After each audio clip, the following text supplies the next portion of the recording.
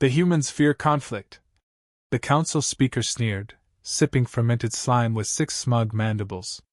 2 days later, his species was extinct, his palace a crater, and his words echoing on every galactic channel, broadcast from a black box that pulsed with human laughter.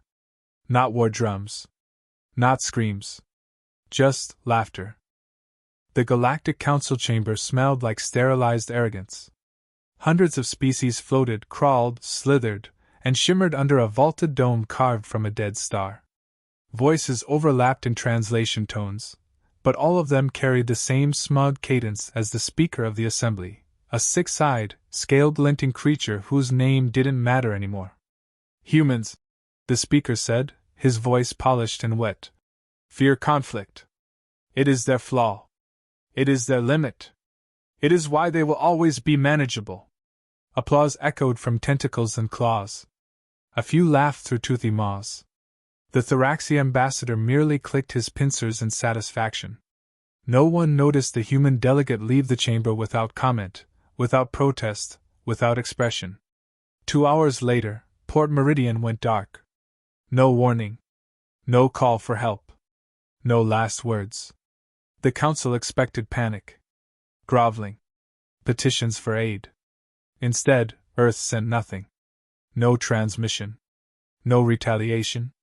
No emotion. Silence. Until the feed from the Thoraxi hive-mooned car appeared across every council screen unprompted. It opened with a shriek. One of the Thoraxi queens, her glistening exoskeleton cracked and leaking, stared into a wide-angle feed. Her mandibles were twitching erratically. Behind her, drones circled in a spiral pattern, tearing at their own limbs. This was not war, the queen rasped. This was not defense. This was inside. Inside our minds. Make it stop. The feed ended with a single word, whispered in flawless English by a dying Thoraxi soldier. Riven. Panic blossomed instantly across the chamber. Translation drones failed. A dozen representatives clawed at their translators. The speaker stood, unblinking, mandibles parted in a snarl. Who authorized this? Where is the Earth representative? A new presence entered the chamber. Slow steps. Boots clicking against obsidian. Commander Riven Mace. The man walked alone, no guards, no flag, just a mad black briefcase gripped in one hand. His face was unreadable. His eyes moved like weaponized surveillance, calculating, not blinking. You, the speaker hissed. You dare! I'm not here to talk, Riven said calmly, cutting through the chaos. I'm here because you declared something into the galaxy. A lie. And we're very particular about letting lies echo too long. Security moved toward him. He raised a finger. All systems in the chamber blinked red. Power flickered. A low-frequency hum rippled through the air like distant thunder rolling inside the bones. Touch me again, Riven said, and you'll get to meet the other one. The guard stopped. Riven walked to the central dais and placed the briefcase down with deliberate quiet. You declared that humans fear conflict. A conclusion, I assume, based on our recent diplomatic restraint. But let me correct you. He opened the case. Inside, a single cylinder. Smooth. Silent. Pulsing red once every 8 seconds. This is the Whisper, he said. It's not a bomb. Not a virus. Not a weapon in the conventional sense. It's a message. A biological memo encoded in neuroelectric resonance. One of the reptilian delegates scoffed. What does that mean? It means, Riven said, tilting his head, that if I were to place this within any major transmission node in this chamber, every single being within 1,000 light-years would remember a trauma they've never experienced. It inserts horror into your ancestry. It makes your ancestors scream inside your blood. The chamber fell still. Riven looked around, meeting eyes. You attacked our colony. You tested us. And we responded in kind, not with ships. Not with war. With understanding. He leaned forward slightly. We understood what you fear. The lights dimmed again.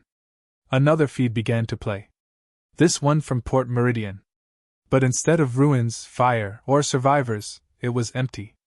Silent. Then suddenly, the camera turned to reveal rows of Thraxi warriors, chained, drooling, and muttering nonsense. One by one, they began reciting human poetry. Riven turned to the council. We didn't kill them. We educated them.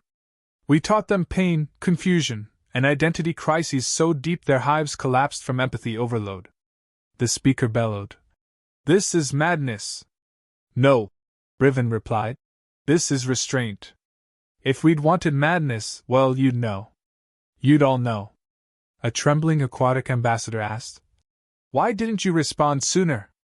Riven gave a half-smile that never touched his eyes. Because we thought maybe, the galaxy had grown up.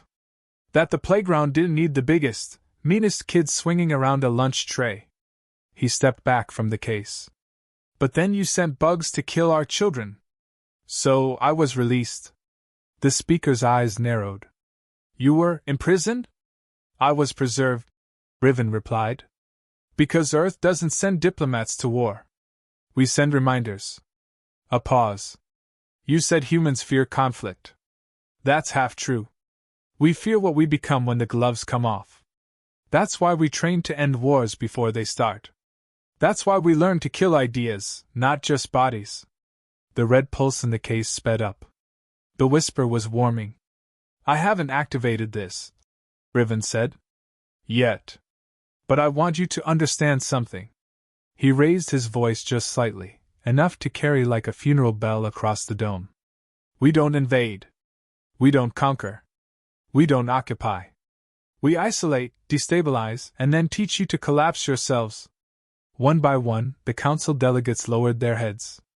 Riven looked up toward the ceiling dome, where a holographic map of the known galaxy spun slowly. You thought Earth was a planet, he said. It's not. Earth is a pressure cooker. A generation ship of trauma and innovation and fire. You didn't invite us into your council. You released us. Silence held. And then he picked up the briefcase and turned. No one dared stop him. As the doors closed behind him, a single line of text appeared across every screen in the chamber. We feared conflict. Until we learned to weaponize it. No one breathed for a full minute. And somewhere, in a quiet system on the edge of the void, another Thraxi moon went dark, without a shot, without an explosion, without a scream. Only laughter. Human laughter. The lights dimmed in the Galactic Council chamber, but the silence wasn't reverent. It was scared. The kind of silence people used when pretending they hadn't just soiled themselves. Commander Riven May stood in the center, still holding the black case. Still wearing that cold half-smile. Still not blinking. You're bluffing, hissed the Calther Anvu, a venomous biped whose entire species was bred for war. You expect us to believe you conquered a swarm world without ships? Riven didn't respond. He tapped the case once. The red pulse at its center turned blue. A fresh feed blinked into existence above the chamber. Dozens of Thraxi brood priests sat in a circle, arms folded inward, their minds visibly broken. One by one, they chanted a human children's lullaby, badly translated, full of glitches and mistranslations. The lyrics made no sense. The horror was that they believed them. You didn't fight them, gasped the aquatic diplomat beside the speaker. You rewrote them. Riven nodded once. You invaded a human colony. We counter-invaded your species' sense of self. How? The speaker barked. With what weapons? What system allows this violation? Humanity doesn't use weapons, Riven said, voice low. We use regrets. Remorse. Guilt. Fear of being the monster in your own history. You're lying. I'm winning. The screens shifted again. Now they showed interior footage from the Thraxi flagship just 12 hours before total silence. Captains strangled each other. Officers held loaded weapons to their heads, chanting names of cities that didn't exist.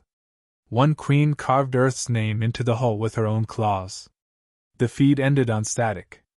Riven's voice didn't rise, but the weight of it sank everything around him. The whisper isn't a virus.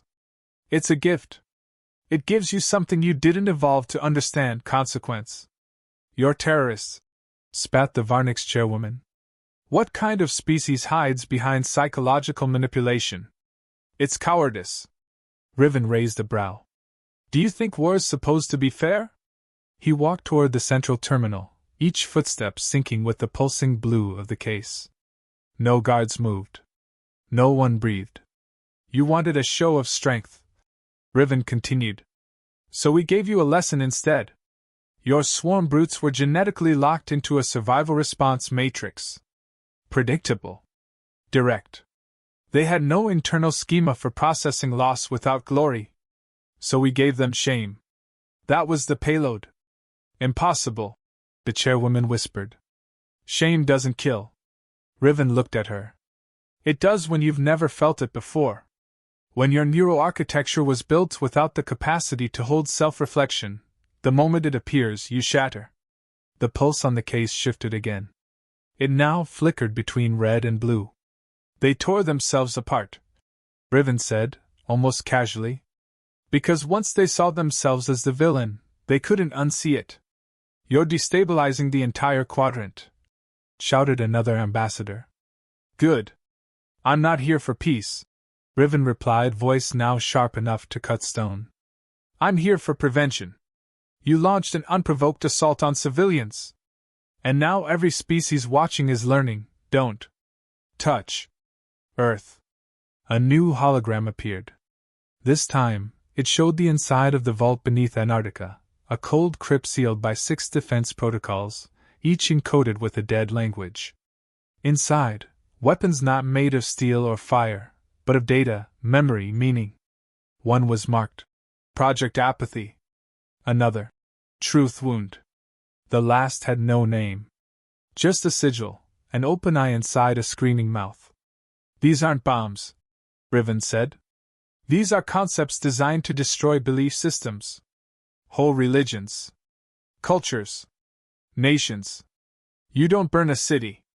You erase the part of the mind that understood why it existed. Why would you ever build something like this? Someone asked. Because we knew one day, Riven answered. Someone like you would test us. The speaker growled. We should have killed you when you were weak. You still could try, Riven said, eyes locked on him. But be warned. You think you've seen our weapons? You haven't. You've only seen our discipline. He opened the briefcase again. This time, the whisper hissed, audible only to species with low-frequency hearing. 2 insectoids collapsed to the floor instantly, convulsing. One muttered something about the mirrors screaming. The chamber erupted into motion. Guards drew weapons. Riven didn't move. He raised a single hand. The weapons turned into flowers. Not metaphorically. Literally. Each energy pistol and plasma launcher bloomed into a unique Terran flower: rose, tulip, foxglove, complete with scent and pollen. Riven finally smiled. The full one. The terrifying one. You don't get it, he said. We aren't making war. We're making examples. The speaker screamed, pointing. This is blackmail. No. This is balance. You tip it, we correct it. And next time, we won't be so gentle. He closed the case. The pulse stopped. Silence returned. Humanity was quiet for a reason, Riven said. Because when we speak, we don't argue. We end conversations. The chamber sat frozen. I'll be leaving now, he added. Do not follow me. Do not contact Earth. And do not try to retaliate. And if we do? The chairwoman asked, trembling. Then we'll teach your children the sound of your last thoughts. He turned, walking toward the exit. The lights flickered once more. For a single second, every being in the chamber saw their own worst moment. Not remembered, experienced again. When vision returned, Riven was gone. No doors had opened. No ship had launched. Only one thing remained, a single sentence blinking on every console in every language the galaxy had ever known. You asked if we feared conflict. The answer is no. We fear restraint. And today, we showed you why. And then black. No music. No outro. Just one final, human-made sound pulsing across the stars. Laughter. The whispers didn't stop. Across the galactic network, encrypted systems failed without warning. Translation software misfired. Sleep cycles broke down. Delegates reported recurring dreams, not theirs. Species that never evolved fear began to fear the dark. Telepathic races fell silent, not out of protest, but from overwhelming psychic feedback they couldn't explain. The speaker demanded answers. He got one. A data packet arrived. No sender. No trace. It played automatically across every terminal. First, the image of Port Meridian. No damage. No signs of war. Just a still colony, perfectly intact. Then, slowly, the image zoomed in on the settlers. They stood in the street. Unmoving. Eyes open. Smiling. All of them. The same smile Riven wore. One colonist blinked. Her mouth opened. What came out wasn't language. It was static. Then, I am the echo. I am the return. I am Meridian. I am Meridian. I am. The image collapsed into noise. The chamber lights surged. Backup power kicked in. Panic spread through the delegates like wildfire through bone-dry grass. He's activated something, someone said. A dormant weapon. Mind control? No, said the Varnix chairwoman, voice trembling. That wasn't control. That was conversion. Before anyone could respond, another AI historian stormed into the chamber. There's a problem, he blurted. We tried to map human cultural development over the last 5,000 years. Something's wrong. What now? The speaker groaned. There's no consistent record. Every historical record before 2 centuries ago, every one, is fragmented. No photos. No primary documents. Entire civilizations redacted. Earth's ancient history appears to be fabricated. You're saying their past is fake? I'm saying it's hidden. Locked. Censored from their own species. Laughter rippled through the air, not from anyone present, but from the nearest terminal. It wasn't Riven's voice. It was hundreds of voices. Male. Female. Child. Elderly. All laughing together. A message followed. We didn't lose our history. We buried it. Because monsters don't deserve to write memoirs. The room fell silent. Someone finally asked the question no one wanted to voice. Then what is Earth? The answer didn't come from the AI. It came from Riven. His face appeared on every screen at once. Calm. Cold. Unmoving. You wanted to know what Earth is. Why it's strange. Why our history doesn't align. Why our species speaks in half-truths and broken smiles. He leaned in slightly. Earth is a vault. A cage. Not for something we imprisoned. For us. Gasps echoed. Riven continued. A long time ago, we did things the rest of the galaxy would never forgive. Not because we were evil. Because we were effective. We learned how to win without fighting. How to break civilizations from the inside. How to whisper surrender before the first bullet fired. His smile twitched, almost a glitch in the feed.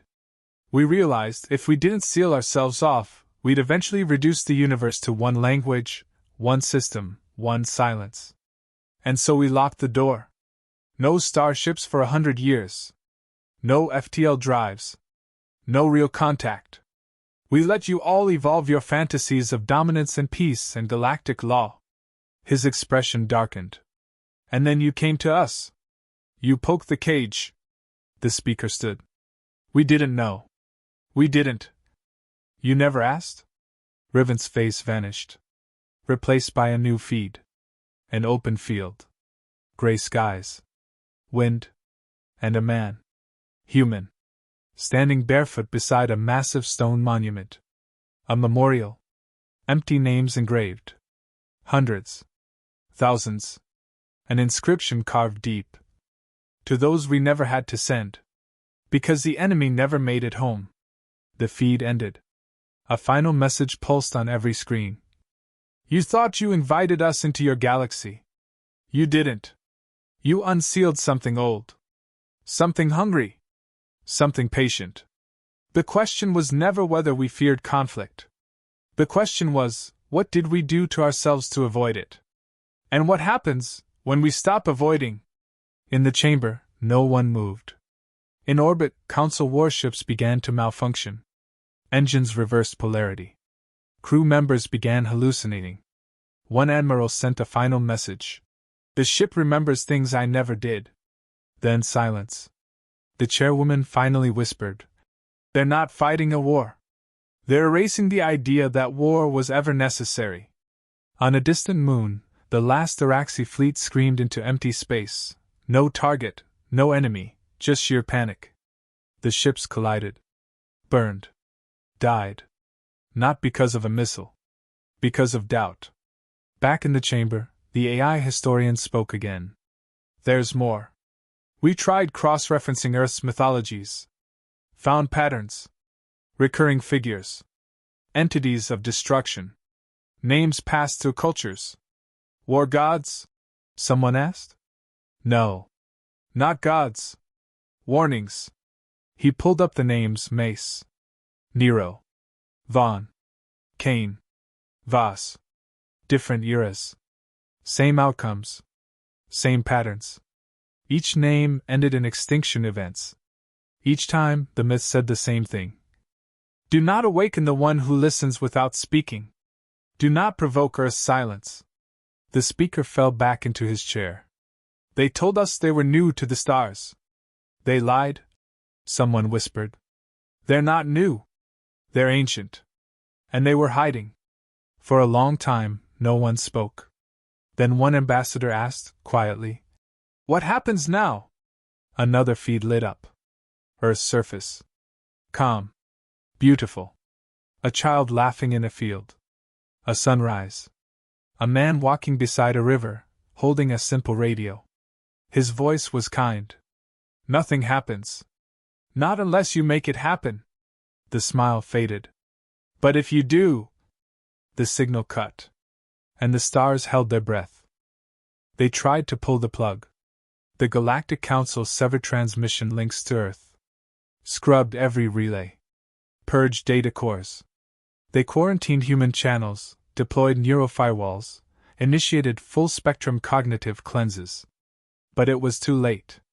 The damage wasn't in the signals. It was in their minds. On the third day, the speaker's second heart stopped. Not from poison, not from trauma. From despair. He collapsed during a classified meeting, muttering Earth's name with his final breath. The chairwoman of the Varnix clutched her ceremonial blade and carved a single line into her own stone-patched skin.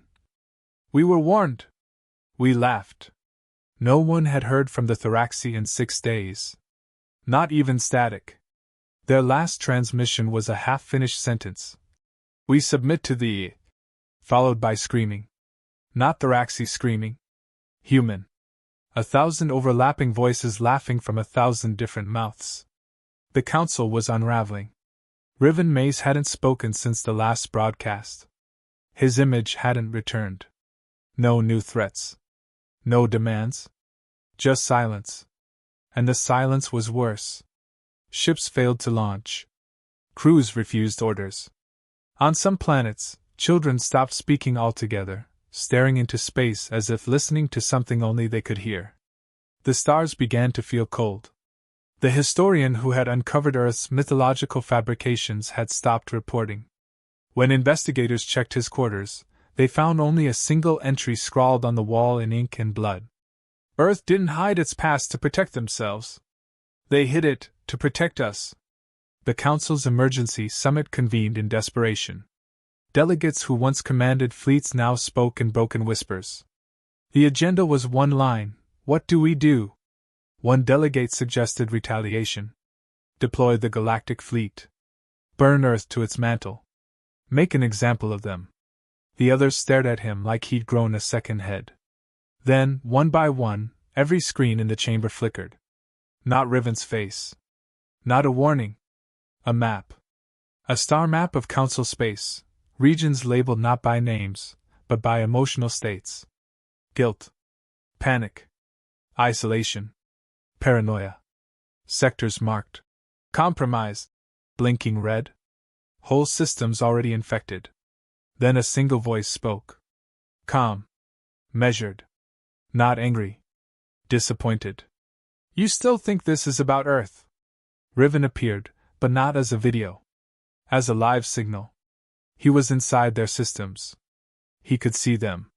Hear them. He looked older. Worn. Tired. But not weak. Never weak. This was never about a planet, he said. It was about a principle. No one interrupted. You believed humanity was weak because we avoided war. Because we smiled and negotiated. Because we waited. He stepped closer. Do you want to know why we waited? The council held its breath. Because we didn't want to make this decision. We didn't want to let someone like me out. But you insisted. You opened the vault. You pushed. The star map zoomed in. Dozens of outposts. Colonies. Dead silent. No weapons discharged. No battles fought. Just absence. We haven't fired a single shot, Riven said. We haven't moved a single ship. The implication hit like a tidal wave. They hadn't used force. They'd used presence. Every system infected had self-destructed. Not physically. Culturally. Philosophically. Species had collapsed under the weight of thoughts they weren't evolved to bear. Remorse. Regret. Reflection. What did you do to them? Someone asked, voice brittle. Riven answered without blinking. We reminded them they were alive. The chairwoman leaned forward. What happens if we surrender? You already did. Then what happens next? Riven stared through the screen. The silence stretched. We leave you alone. The chamber shifted. Hope. Relief. But, he said, raising one finger, you never speak of us again. No trade. No talks. No probes. You forget we exist. And if we don't? His expression hardened. Then we escalate. A delegate asked. What does escalation look like? Riven blinked slowly. It looks like your children growing up with a word they don't remember learning. A song they hum without meaning. And one day, one of them asks what Earth was. And no one has the answer. The room fell into stunned quiet. A final message displayed across every surface in the chamber. Do not study the silence. Do not map the void. Do not chase the question. Because if you find us again, we'll teach you what we forgot the first time. The feed cut. A week passed. Then 2. No new disappearances. No strange broadcasts. Just stillness. The council disbanded in stages. Worlds turned inward. Treaties dissolved. In their place, quiet isolation bloomed. Everyone remembered what happened. And everyone agreed never to speak of it. Earth faded from official records. Its name became taboo. No one dared visit. Until one day, on a border colony far from any capital, a child found something buried in the sand. A small cube. Old. Black. Still warm. It pulsed once. Then played a voice. Not Riven. A girl. Soft. Gentle. We only wanted to be left alone. The cube disintegrated into ash. And across the stars, for the first time in 1,000 years, no one made a sound. Not because they were afraid. Because now, they understood.